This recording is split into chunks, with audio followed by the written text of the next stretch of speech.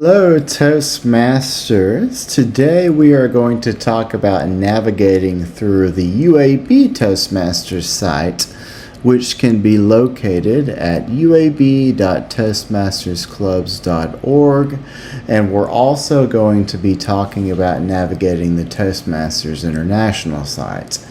Both of these websites can be accessed from the club website, and I want to start here. Everything that you need to know about Toastmasters and everything you need to do regarding Toastmasters can be accessed from the club websites. So we can always start with uab.toastmastersclubs.org. Now, if you have just joined our club, you are probably chomping at the bit to get signed up for a role. These videos are going to assume you've already registered for the website. If you haven't, please reach out to Peggy or Evan and they can help you get set up. When you log on to the uab.toastmastersclubs.org, you're going to get to this page, which shows you some good club information and some things that will be updated because this is an old picture. The first thing you're going to want to do, you're going to click Member Login, and you're going to click the email address and password. Now, when the club website gets to know you, once you start entering your information in, it will give you a little drop-down menu and populate your information. You don't have to do that, but it is something that is beneficial. So you'll do your information and you'll enter your password and you'll click Authenticate and Login. And once you're logged in, you as a member can click Meeting Agendas over here to the left.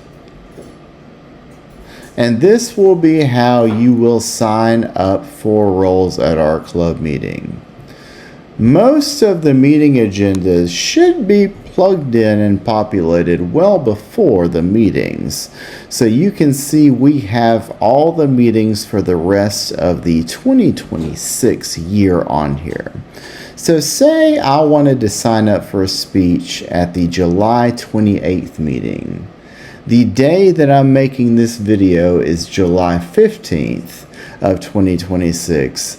So this meeting would be in the future in this context. So I will open that meeting and I can see that the majority of the roles are open.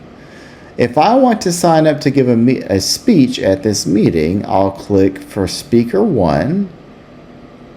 And for the record, if Speaker 1's taken, you can be Speaker 2. If Speaker 2's taken, you can be Speaker 3. This is just how you sign up for roles for our meeting. So I will click Sign Up. And now I'm on the docket to give a speech at this meeting. It's very important that you fill out all the information here so the Toastmaster of the meeting knows how to introduce you. Now at this point, you should be familiar with Pathways, the educational system, and you can correlate your path to this speech. So I am on the visionary communication pathway right now. So I can just type in visionary communication and I can see all the options for the speeches. When you learn to use pathways and you learn to build your speeches through pathways, you'll know to select the appropriate speech for the one that you're giving. So say I'm giving the Level 3 elective active listening. Now that is just simply my project. The speech title is still up to you. So what if my speech title was Giving an Introduction to Agendas? There's my speech title, and I'll type a quick introduction for the Toastmaster to read. Now, it's important to let everybody know where you are because it gives the members a good idea of where you are with your progress as a Toastmaster. So when you type the introduction, give an introduction to your speech. Talk about what you're going to talk about, why you're going to talk about it, and maybe what it means to you. It doesn't have to be very structured, but just give a basic introduction of this speech. And when you end this introduction, you can even say this is a level 3 elective in the visionary communication pathway called active listening, just to kind of keep us up to date with what you're working on. So once you finish all of that, you'll click Save Project Details, and then you will be saved to the agenda as speaker number 1, or whichever speaker you signed up to be. Now, if you decide I can't make the meeting or this is not just going to work, you'll just go around this area and you'll find this X right here and you'll just click X. And voila, you have been removed from the agenda. Now, the speeches take the most work in the agenda to fill out the information, but you can also sign up to be the Toastmaster. You can also sign up to be the counter.